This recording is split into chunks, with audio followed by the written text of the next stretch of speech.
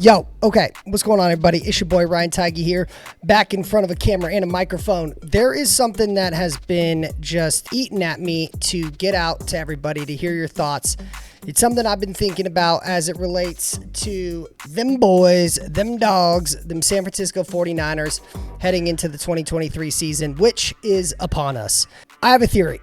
My theory being, if the better Deebo Samuel plays this year, the higher likelihood he'll be traded in the offseason. Hear me out. I'm a huge lover of Deebo Samuel. A big fan. Dude's a fucking beast. He's a dog. All that. But it is something I believe is worthwhile you guys hearing me out. So with that being said, let's go ahead and get started.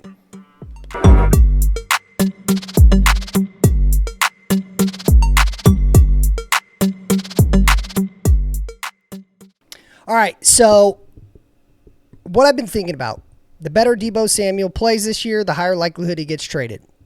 Why am I saying that? Well, there's a few reasons. The main one being we have fucking Christian McCaffrey. One of the best acquisitions, if not the best acquisition that the Lynch-Shanahan era have done in their tenure as the San Francisco GM and head coach.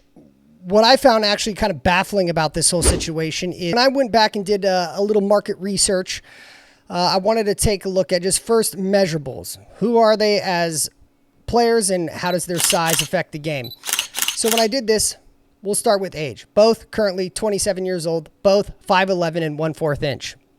Deebo Samuel slightly heavier than the boy Christian McCaffrey at 216 versus CMC, which is at 205. Again, take that with a grain of salt. Not all that relevant. Point being, they're very close with the same weight. Deebo Samuel, wide receiver, and announced the term wide back. I think you could say Christian McCaffrey definitely falls into the same arena as being that wide back, but of course is a traditional running back to his core. So, Deebo was drafted in 2019. Christian was 2017. Both of their 40 times, 4.48. Now, I don't think 40 times are necessarily all that relevant, but it does account for something. And when you see them both with the ball in their hand, I actually think Deebo Samuel is faster than what his 40 time says, because when he gets the ball, good luck fucking chasing him down. Very rarely do the teams ever do that. Christian McCaffrey is the same way. When that dude gets the ball, he's gone. But again, the point is relatively similar speed. Okay. Overall physical size and weight and speed, they're the same. Now, let's go ahead and look at stats. Now, obviously, we all know Christian got drafted in 2017, Deebo's 2019. So to kind of keep it as comparable as possible, we just looking at 2019. Now, before I say this, I'll caveat it with, again, Christian McCaffrey already had 2 years in the league. Deebo Samuel in 2019 entered in as a rookie, and obviously there's a learning curve, Shanahan's offense, all that stuff that we already know. So when I look at it, just looking at the NFL statistics that they've put up since 2019 in the regular season only, Deebo Samuel has had 223 receptions. Christian McCaffrey's had 255. So Christian McCaffrey has more receptions. Receiving yards, Deebo Samuel, 3,230, CMC, 2,238. So when we just talk about Christian McCaffrey's getting targeted more in the pass game, but Deebo Samuel has, obviously, as a wide receiver, is running deeper routes and has about 1,000 more yards than Christian, which is notable. Then rush yards, there's no surprise. Christian McCaffrey has a lot more than Deebo. Rush yards in the regular season, Deebo has 123 attempts, which equated to about 782 yards. Christian McCaffrey has slightly over 3,000 yards on the ground with 680 attempts. Let's pivot to touchdowns now. Regular season only. Again, taking into account 2019 was Deebo's rookie season. Deebo Samuel has 26 touchdowns, 14 of those being rushing, 12 being receiving. So he's actually had more rushing touchdowns than he has receiving touchdowns, which I guess makes sense why he termed the new phrase of wide back, which is true. Christian McCaffrey has 40 touchdowns, 29 rushing, 11 receiving, which would obviously be more consistent with a traditional running back. But what's interesting in that is Deebo Samuel only had one more receiving touchdown relative to Christian. And then, of course, we can't say any of this without number of games played. So again, when we're just looking at it through 2019, Deebo Samuel's played 51. Christian McCaffrey has played 43. So I wanted to go a little bit further, and let's look at postseason stats just for 2022. They're both on the same team under the same head coach. It can't get any more comparable than that, so I think it's extremely relevant. Christian McCaffrey had a better postseason, which is obviously where the big players show up, make big plays in big games. We know all the cliches there. Deebo Samuel had 211 rushing yards. Christian McCaffrey had, 211 receiving yards. Christian McCaffrey only had 61 yards. So Christian 61 yards receiving, Deebo Samuel 211. However, Deebo Samuel had 13 receptions, whereas Christian's 12 receptions. So Deebo had one more reception than Christian. Again, he's lining up purely in the backfield 90% of the time, I would say, in Christian McCaffrey. So obviously Deebo Samuel is getting passes that are down the field, whereas opposed to Christian running a flat route, a swing route out of the backfield, that sort of thing. Now, when we look at rushing, it's not really comparable. Again, makes sense. Christian McCaffrey, 40 carries, 238 yards. Deebo, 13 carries, 34 yards. I did just read that right. That is, in all honesty, kind of shitty from a Deebo Samuel standard, but again, it is what it is. Total yards postseason, Deebo Samuel had 245 yards. Christian McCaffrey, 299 yards. Of course, these players make their money getting in the end zone. Deebo Samuel had one receiving touchdown last year in the playoffs. Christian, which was and one fumble. So that is important. That does matter. Christian McCaffrey, 3 tugs, 2 rushing, 1 receiving. And they both played 3 games. Obviously, when you just compare the production they have on the field, the regular season, postseason, they're not that much different. And obviously it can fluctuate specific on the postseason side and regular season side if we were just to look at it year by year. And being that Christian just got to the 49ers and he was by far and away the number 1 guy when he was in Carolina. So again, asterisks everywhere about this, but I think it's getting the point across. Injuries, we all know, anyone who doesn't live under a rock knows and watches NFL football that these guys have had injury issues in the past. Well, again, just looking at the last 4 seasons, Christian has played 2 full seasons out of 4. And that's combining just missing 1 game, this season.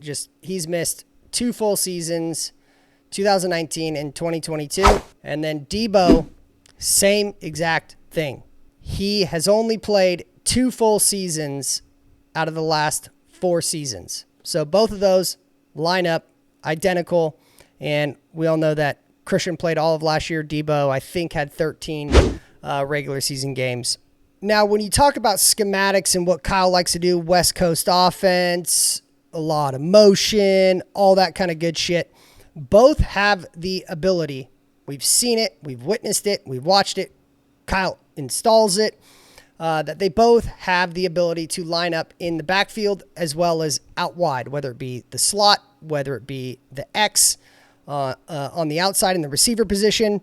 And I think that when you look at their just traditional positions, Deebo Samuel being a wide receiver, I do think he has more versatility because I think there's more versatility that comes from that position in terms of the motions. Obviously he can run a tree of routes. He can go in motion into the slot on the opposite side, run a tree of routes, and then he also can pivot into the backfield. Whereas Christian will start in the backfield, and he can really, when you're not motioning any wide receivers, he can only go one of a handful of places, slot or on the outside, and then kind of run a tree of routes from there.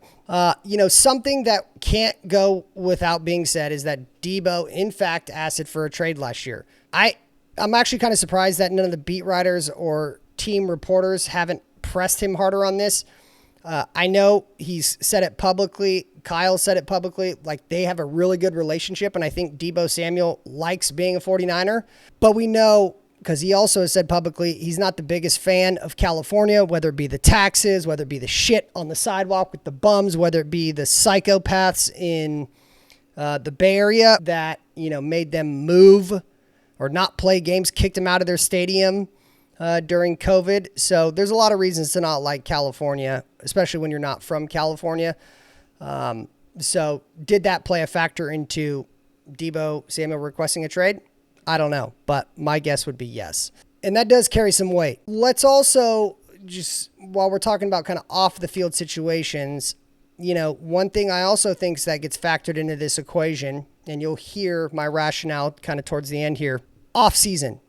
We've seen it multiple times. Deebo Samuel has had off-season weight issues. He came out of shape last year in 2022.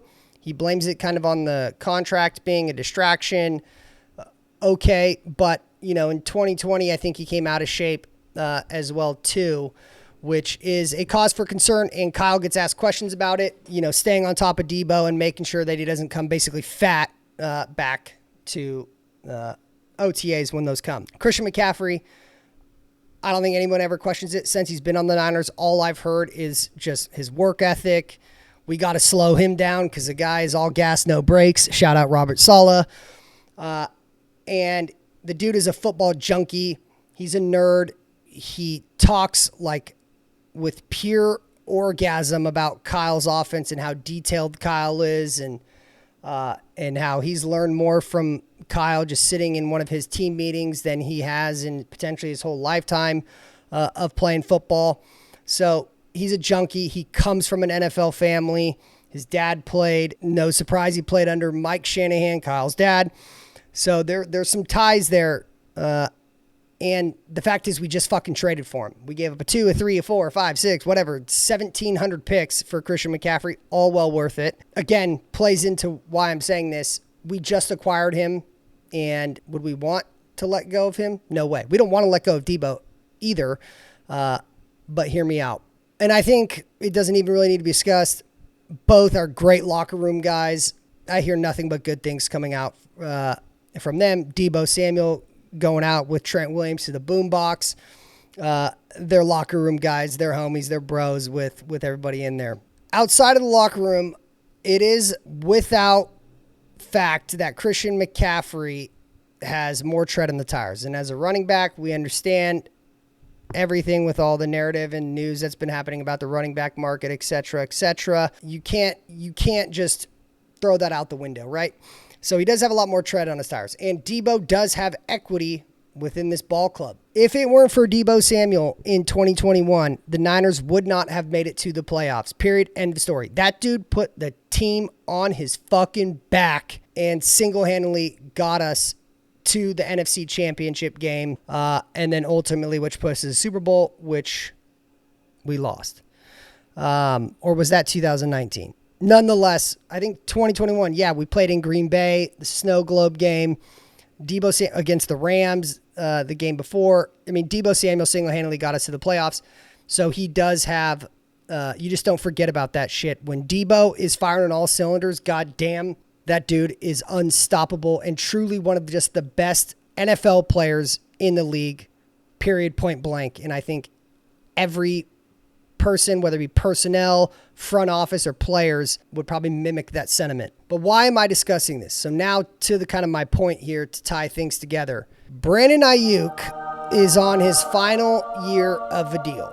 We picked up his 5th-year option. He's playing on it. And we also just made a massive investment into our D-line, signing Javon Hargrave. And of course, we're all still eagerly waiting on pins and needles. How much money is Jed going to have to pull up the Brinks truck and fucking back it up into Bosa? Because we know Bosa, with a 95% certainty, will be the highest paid NFL player, non-quarterback, where he potentially, I've now been hearing that he'll make more than Aaron Donald.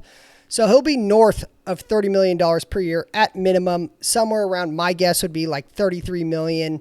They'll lock him in for 5 more years. He's going to cost a shit ton of money.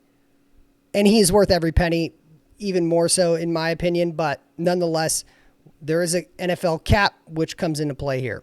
Then you think about all the other players on the squad. Fred Warner's been paid.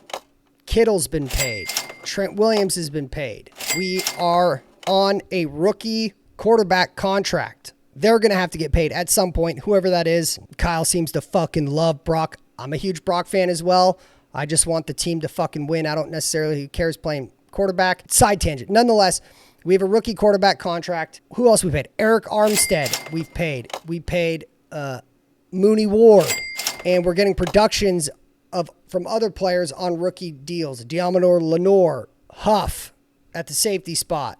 And then, oh yeah, of course, Christian McCaffrey is the highest paid running back in the NFL, which is on the 49ers. There is only so many ways that cap and money guru, Mr. Prag Marate, can get creative with these deals and still have room to keep everybody. And when you look at a football team, having a wide receiver one, which Brandon Ayuk is, you have no option. You have to do it.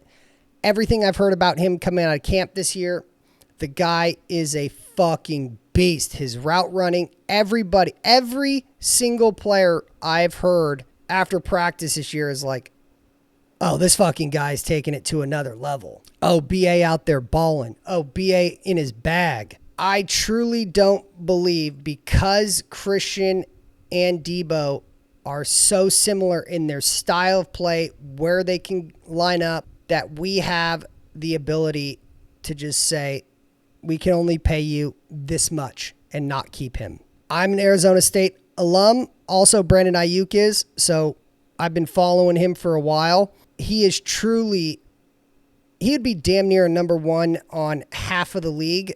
I think there's a good shot he gets all-pro, at least maybe second-team all-pro, if not first-team all-pro, just because there's so many goddamn superstars at wideout in the NFL, let alone there's a lot of good wide receivers. But Brandon Ayuk is one of those top tier guys, upper echelon, without question. The 49ers cannot let him go. We see Deebo Samuel. I swear to God, Kyle Shanahan tries to throw him a go ball every so often just to keep Deebo happy, where BA can run all routes and he damn near catches everything. He gets massive separation from the DBs going against him. Deebo Samuel, he doesn't get as much separation unless Kyle schemes it, I'd say. But goddamn, just get Deebo the ball. He'll take care of the rest, probably take it for a 45-yard tug. But I think the 49ers, just a structure of a roster, cannot afford to let BA go. Which brings me back to the main point.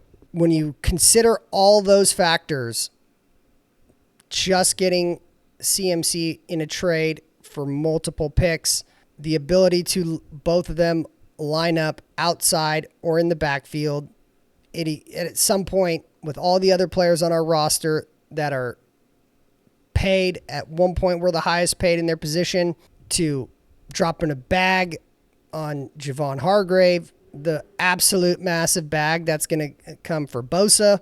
I don't know what they're going to be able to do. And when you look at offseason weight issues, the injuries mitigate themselves, you can consider them equal in that regard. It's going to come down to money. It always comes down to money. And with a hard cap league and having so much of a massive bankroll with tons of players played on the roster, and the fact that Deebo Samuel asked for a trade this offseason, teams were calling, they were interested. Sadly, I don't know if we're going to have a choice. And if I was the GM, if I was Kyle, I would hate to do it.